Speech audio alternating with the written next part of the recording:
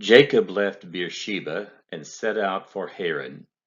When he reached a certain place, he stopped for the night because the sun had set. Taking one of the stones there, he put it under his head and lay down to sleep. He had a dream in which he saw a stairway resting on the earth and its top reaching to heaven, and the angels of God were ascending and descending on it. There above it stood the Lord, and he said, I am the Lord, the God of your father Abraham, and the God of Isaac. I will give you and your descendants the land on which you are lying. Your descendants will be like the dust of the earth, and you will spread out to the west and to the east, to the north and to the south. All peoples on earth will be blessed through you and your offspring. I am with you and will watch over you wherever you go. I will bring you back to this land. I will not leave you until I have done what I have promised you. When Jacob woke from his sleep, he thought, surely the Lord is in this place, and I was not aware of it. He was afraid and said, how awesome is this place! This is none other than the house of God. This is the gate of heaven.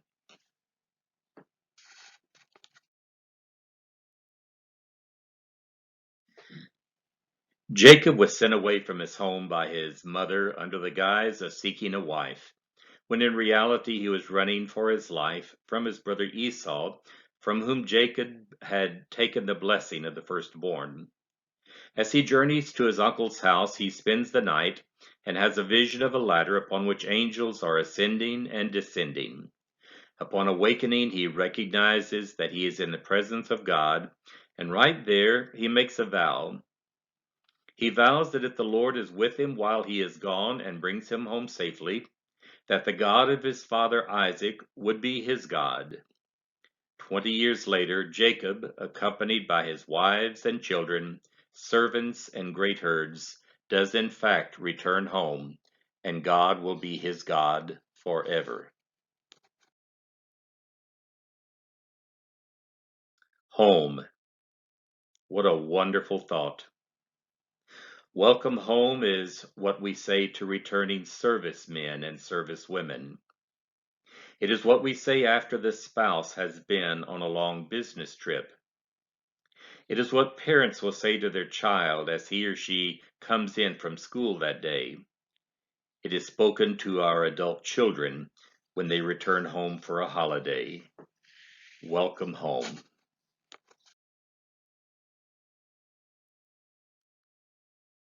I think of the idea of welcome home when it comes to our own homes.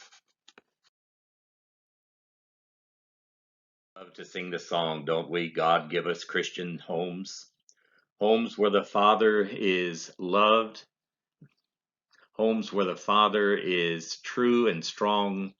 Homes that are free from the blight of wrong. God give us Christian homes. Homes where the mother is caring and quest strives to show others your way is best. God give us Christian homes. Homes where the children are led to know Christ in his beauty, who loves them so. Christian homes is what we want above all. Above all.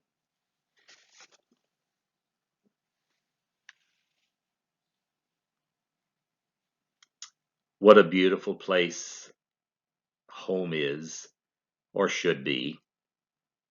All of the comforts, all of the peace, all of the bliss, all of the serenity. Being home is the most beautiful place on the face of the earth.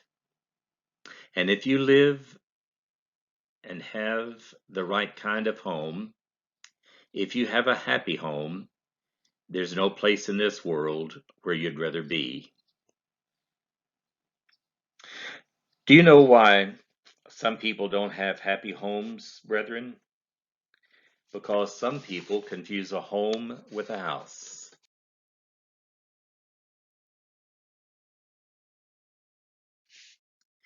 The house is the dwelling we live in, a place where we come together to sleep, to watch television, and to eat. But unfortunately, that's all that some people's home life consists of. Today, one of the tragedies of our time is the way we're getting away from a really good home life. The average person comes home and watches TV for 2 to 3 hours a night and then tries to get a good night's sleep. That's the extent of their home. So naturally, they don't have the memories that those do who have beautiful and happy and wonderful homes because they confuse a house with a home. You show me a home where the father and mother love one another. You show me a home where the mother and father sit down with the children together. You show me a home where the family is praying together, talking about the events of the day, open to suggestions.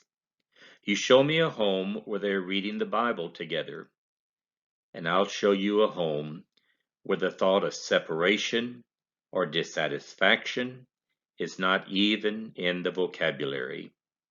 I'll show you a home that will create good memories that will be with you for a lifetime. For a lifetime. My children and grandchildren are creating memories that they will tell their children and their grandchildren.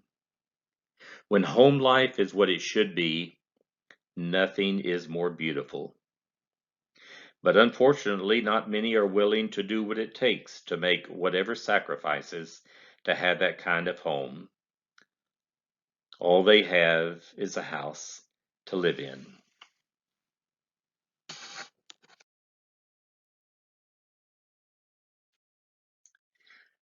When I think of welcome home, I think of our church home. And with the home, it's the same way with the church. Do you know why we've had so many problems in the brotherhood with what can and cannot be done in church buildings, for instance? It's because some think of this building as the church, and the building is not the church. In Acts chapter 20, verse 28, Paul, in speaking to the elders who had come down from Ephesus, reminded them that they were the shepherds, that they were to care for, that they were to feed the flock, the body of Christ, the church of the Lord, which he purchased with his own blood. The building is simply a place, an edifice, for us to come together to worship God in comfort. If it were always 72 degrees, and it never rained on Sundays, and there were no mosquitoes or bees or gnats or a few other things, we would have no need of a building. We talk about building church buildings to the glory of God. Brethren, understand, in fact, there has never been a church building that glorified God. We build buildings for our own comfort, to bring us in out of the elements. We glorify God by the lives that we live.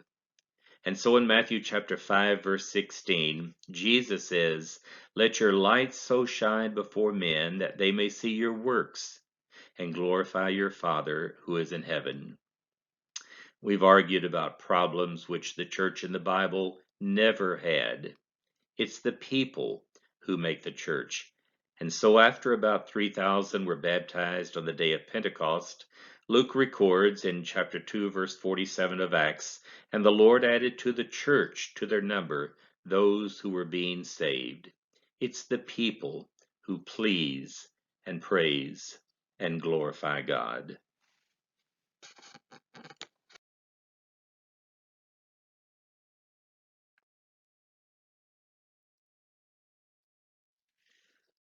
Wonderful memories, wonderful memories of church are made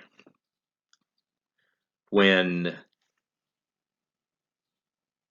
you have people who love one another, when there is a church where they are encouraging the elders and the deacons, a church where they are encouraging the preacher, a church where they are trying to help one another, a church where they are patient and tolerant of one another's weaknesses, a church where they are praying for one another, a church where they are trying to encourage one another. You show me this kind of a congregation, and I'll show you a congregation where people will have pleasant memories of the days they worship there for the rest of their lives.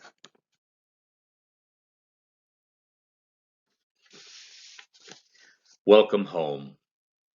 It not only applies to our homes, to the church, but it applies certainly to our eternal home. To our eternal home. Home, of course, is a beautiful place. But as beautiful as it is such a temporary dwelling for all of us. In a few years, and they go by so fast, don't they? These houses will be no more, and we will be no more.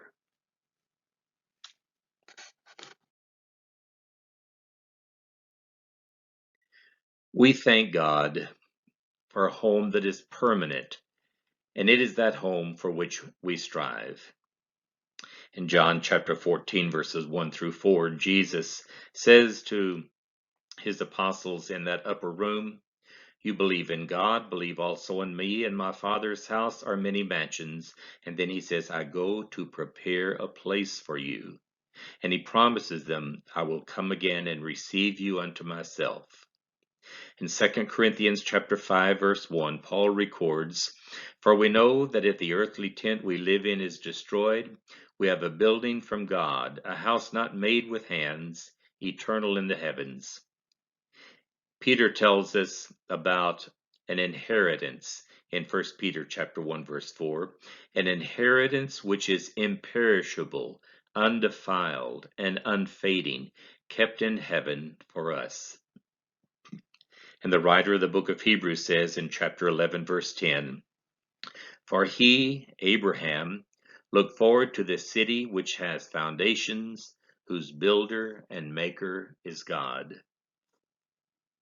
We're looking forward for that heavenly home, that permanent home, where we'll be with God for time without end.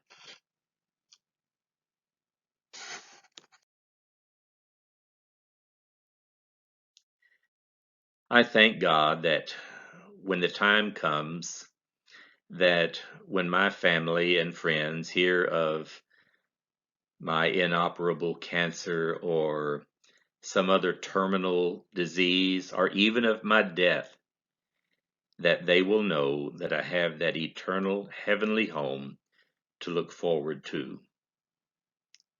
I pray that we understand the temporary nature of our lives and our homes on earth. As great as they are, they do not compare with what's to come. Someday we're going to make that transition from a world that is filled with heartache and pain and sadness to a home that knows none of these characteristics. No pain, no death, no sorrow, no heartaches, no goodbyes, where we are with people that we love and who love us. That's what makes Christianity the greatest way of life known to mankind.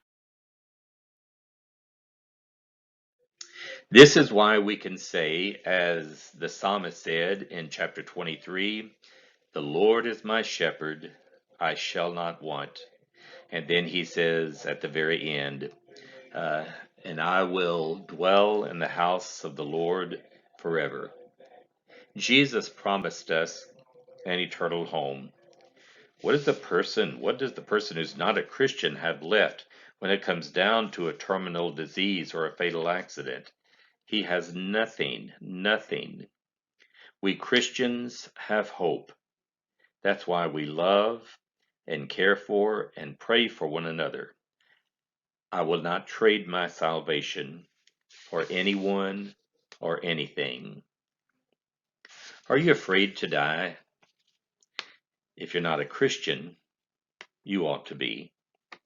Jesus said in Mark 16:16, "He who believes and is baptized shall be saved. He who does not believe shall be condemned." And we sing that song, that wonderful song, softly and tenderly. Jesus is calling, calling for you and for me. See on the portals, he's waiting and watching, watching for you and for me. And then that wonderful chorus, come home, come home. You who are weary, come home. Earnestly, tenderly, Jesus is calling, calling, O sinner, come home. Home. What a wonderful place. Thank you for listening. God bless.